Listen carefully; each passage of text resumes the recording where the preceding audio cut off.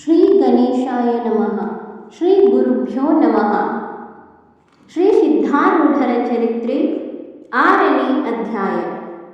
ಛಂದಃ ವಿರತಿಯನು ಸುವಿವೇಕವನು ಬಹುಜನ್ಮದೊಳು ಸಾಧಿಸಿದನು.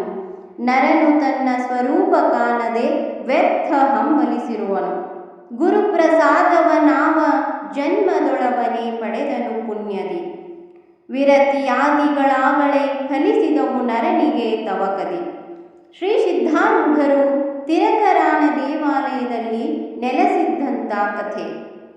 ಶ್ರೀ ಸಿದ್ಧಾರೂಢ ಸದ್ಗುರುನಾಥರು ತಾವು ಸ್ವತಃ ಸಿದ್ಧವಾದ ಬ್ರಹ್ಮ ತತ್ವವಾಗಿರುವುದರಿಂದ ಅವರಿಗೆ ಉಪನಿಷದರ್ಥವು ಕರತಲಾಮಲಕದಂತೆ ನಿಶ್ಚಯವಾಗಿರುವುದು.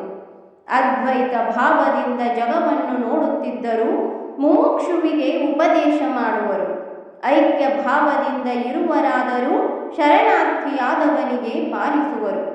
ತಿರಕರಾನ ದೇವಾಲಯದಲ್ಲಿ ಸಿದ್ಧಗುರುಗಳು ಕೆಲವು ದಿನ ಇದ್ದು ನಿತ್ಯ ಅಲ್ಲಿಗೆ ಬರುವ ಜಿಜ್ಞಾಸು ಜನರ ಸಂಖ್ಯೆಗಳನ್ನು ಸಮಾಧಾನ ಮಾಡುತ್ತಿದ್ದರು. ಇವರ ವಾರ್ತೆಯನ್ನು ಕೇಳಿ ಒಬ್ಬ ಶಾಸ್ತ್ರಿಯು ಅಲ್ಲಿಗೆ ಬಂದು ಸದ್ಗುರುಗಳನ್ನು ಕುರಿತು, ಸ್ವಾಮಿ, ಮುಮುಕ್ಷತ್ವವು ಧರ್ಮವೋ ಅಥವಾ ಗುಣವೋ? ಇದನ್ನು ನಿರೂಪಿಸಿರಿ ಎಂದು ಪ್ರಶ್ನೆ ಮಾಡಲು ಮಹಾತ್ಮರು, ಮುಮುಕ್ಷತ್ವವು ಜೀವನ ಧರ್ಮವಲ್ಲ. ಯಾಕೆಂದರೆ ಅದು ಜೀವನ ನಿತ್ಯ ಸ್ಥಿತಿಯಲ್ಲ. ಹೇಗೆ ಅಗ್ನಿಯ ಧರ್ಮ ಉಷ್ಣತೆಯೋ ಹಾಗೆ ಇರುವುದಿಲ್ಲ. ಮುಮುಕ್ಷತ್ವವು ಗುಣವೆಂದರೆ ಮುಮುಕ್ಷತೆ ಇದ್ದವನು ಅಭ್ಯಾಸದಲ್ಲಿ ಪ್ರವರ್ತನಾಗಲಿಕ್ಕಿಲ್ಲ. ಆದ್ದರಿಂದ ಅಭ್ಯಾಸ ಸಂಜನಿತ ಭಾವವೇ ಮುಮುಕ್ಷತ್ವವೆನ್ನಬೇಕು.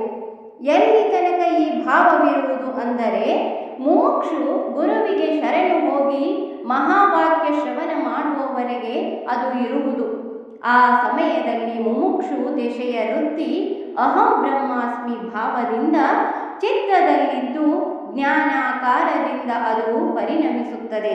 ಹಾಗೆ ಅದಕ್ಕೆ ಅಪರೋಕ್ಷವೆನ್ನುತ್ತಾರೆ. ಈ ಭಾವವು ಸುಸ್ಥಿತವಾಯಿತೆಂದರೆ ಇದರಿಂದ ದೇಹ ತಾನೆಂಬ ಭಾವವು ನಾಶವಾಗುವುದು ಮತ್ತು ಸಾಗರದಲ್ಲಿ ಜಲಬಿಂದು ಕೂಡಿ ಹೋದಂತೆ ಜೀವನು ಬ್ರಹ್ಮದಲ್ಲಿ ಸಮರಸ ಹೊಂದುವನು ಎಂದು ಸಿದ್ಧರು ಅಂದದ್ದು ಕೇಳಿ ಶಾಸ್ತ್ರಿಯು ಸಂತೋಷಪಟ್ಟು ಹೊರಟು ಹೋದನು. ಅನಂತರ ಪಿಚ್ಚಂಡಯ್ಯನೆಂಬ ಒಬ್ಬ ಶಾಸ್ತ್ರಿಯು ತ್ವರೆಯಿಂದ ಸಿದ್ಧರ ಕಡೆಗೆ ಬಂದು ವಿಚಾರಿಸುತ್ತಾನಲ್ಲ, ಪೃಥ್ವಿಯು ಈ ಭೌತಿಕಗಳಿಗೆ ಆಧಾರವು. ಪೃಥ್ವಿಗೆ ಆಧಾರವ್ಯಾವುದು?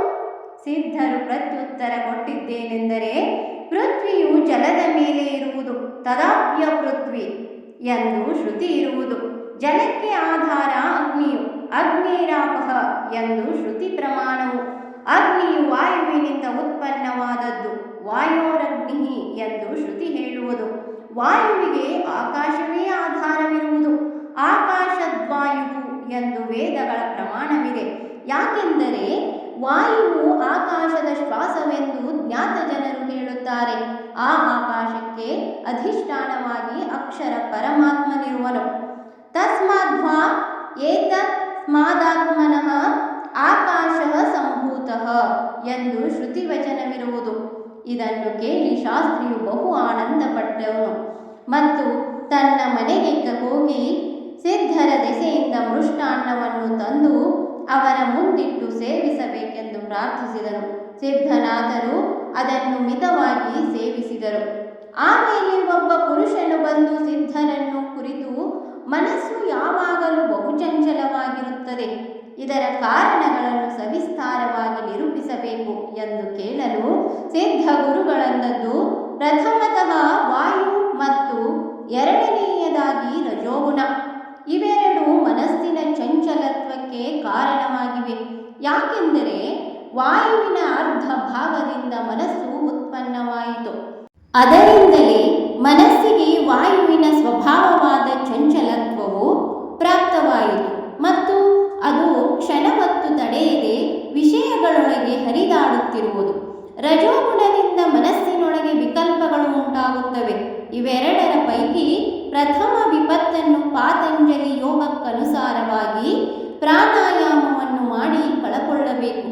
ಮನಸ್ಸಿನ ಅನಿರ್ಧಾರ ರೂಪ ವಿಕಲ್ಪ ದ್ವಾರ ಬಾಧೆಯುಂಟಾಗುವ ಪಕ್ಷದಲ್ಲಿ ಆ ಮನಸ್ಸನ್ನು ದೃಶ್ಯ ವಿವೇಕದಿಂದ ಆವರಿಸಿಕೊಂಡು ಆತ್ಮಾನಾತ್ಮ ವಿಚಾರಕ್ಕೆ ಹಚ್ಚಬೇಕು. ಆದರೆ ಆ ವಿವೇಕವನ್ನು ಸದ್ಗುರುಬೋಧ ಮತ್ತು ತಚ್ಚಿಂತನದಿಂದ ಪ್ರಾಪ್ತಿ ಮಾಡಿಕೊಳ್ಳಬೇಕು. ಈ ಪ್ರಕಾರದ ಸದ್ಗುರುನಾಥರ ವಚನವನ್ನು ಕೇಳಿ ಮಲಯನಾಥನೆಂಬ ಆ ಬ್ರಾಹ್ಮಣನು ಆನಂದದಿಂದ, ಹಾಗಾದರೆ ಸ್ವಾಮಿ, ನನ್ನ ಸುದೈವದಿಂದ ನನಗೆ ಇಂದೇ ಸದ್ಗುರುಗಳು ದೊರೆತರು. ವಿವೇಕವನ್ನು ಈಗಲೇ ವಿಚಾರಿಸಿ ತಿಳಿದುಕೊಳ್ಳುವೆನು. ಆದ್ದರಿಂದ ದೃಶ್ಯ ಯಾವುದು, ದೃಕ್ ಯಾವುದು ಎಂಬುದನ್ನು ನನಗೆ ನಿರೂಪಿಸಬೇಕೆಂದು ಪ್ರಾರ್ಥಿಸುವೆನು ಎಂದು ನುಡಿದನು. ಅದಕ್ಕೆ ಸದ್ಗುರುಗಳು ಉತ್ತರ ಕೊಡುತ್ತಾರೆ. ಕೂಟಸ್ಥನ ಚಿತ್ಪ್ರತಿ ಬಿಂಬಯುಕ್ತ ಅಂತಃಕರಣ ವೃತ್ತಿಯು ಇಂದ್ರಿಯ ಕರಣದ್ವಾರ ಘಟಾದಿ ವಸ್ತುಗಳನ್ನು ನೋಡುವಾಗ ಆ ವಸ್ತುಗಳು ದೃಶ್ಯ ಮತ್ತು ಇಂದ್ರಿಯಗಳು ದೃಕ್. ಆ ಇಂದ್ರಿಯಗಳ ದೋಷಾದಿಗಳನ್ನು ಮನಸ್ಸು ಕಾಣುತ್ತಿರುವಾಗ ಇಂದ್ರಿಯಗಳು ದೃಶ್ಯವಾಗಿ ಮನಸ್ಸು ದೃಕ್ ಎನಿಸುವುದು. ಮನಸ್ಸಿನ ಸಂಶಯಾದಿ ದೋಷಗಳನ್ನು ವಿಚಾರಿಸುವಾಗ ಚಿದಾಭಾಸನೆ ದೃಕ್ ಆಗುತ್ತಾನೆ. ಈ ಚಿದಾಭಾಸನು ಬುದ್ಧಿಯ ಅಧೀನನಿರುವನು ಮತ್ತು ಬುದ್ಧಿಯು ಸುಪ್ತಿಯಲ್ಲಿ ಲಯ ಹೊಂದುವುದು. ಆಗ ಚಿದಾಭಾಸನ ಪರಮಾರ್ಥ ರೂಪವಾದ ಕೂಟಸ್ಥಾತ್ಮನೇ ದೃಕ್ ಇರುವನು. ಈತನೇ ಬ್ರಹ್ಮರೂಪವಾಗಿದ್ದು ಇವನಿಗೆ ಬೇರೆ ದೃಕ್ ಇಲ್ಲ. ಈ ದೃಕ್ಕಿಗೆ ಅಂತರ ಬಾಹ್ಯವೆಂಬ ಭೇದಗಳು ಸರ್ವಥಾ ಇರುವುದಿಲ್ಲ. ಆತನು ಅಸಹಾಯ ಕೂಟಸ್ಥನಾಗಿದ್ದು ಸರ್ವ ಪ್ರಪಂಚವನ್ನು ಒಮ್ಮೆಗೆ ನೋಡುತ್ತಿರುವನು. ಯಾವ ಈತನಿಗೆ ಚಿನ್ಮಾತ್ರ ಪರಬ್ರಹ್ಮವೆಂದು ಹೇಳುತ್ತಾರೆ, ಆತನೇ ನೀನು ನಿತ್ಯದಲ್ಲಿರುವಿ. ನಿನಗೆ ಬೇರೆಯಾದ ದೃಕ್ ಇಲ್ಲವೇ ಇಲ್ಲ. ಇದನ್ನು ತಿಳಿದು ನೀನು ಧನ್ಯನಾಗುವಿ. ಸದ್ಗುರು ಮುಖದಿಂದ ಈ ವಚನವನ್ನು ಕೇಳಿದ ಆ ಮಲಯನಾಥನೆಂಬ ಬ್ರಾಹ್ಮಣನು, ನಾನು ಧನ್ಯನು ಧನ್ಯನು, ನಿಮ್ಮ ಕೃಪೆಯಿಂದ ನಾನು ಕೃತಾರ್ಥನಾದೆನು. ನನ್ನ ಪಿತೃಗಳು ಇವತ್ತು ಧನ್ಯರಾದರು ಎಂದು ಸದ್ಗುರುಗಳಿಗೆ ನಮಸ್ಕರಿಸಿ ಆತನು ತನ್ನ ಗೃಹಕ್ಕೆ ತೆರಳಿದನು.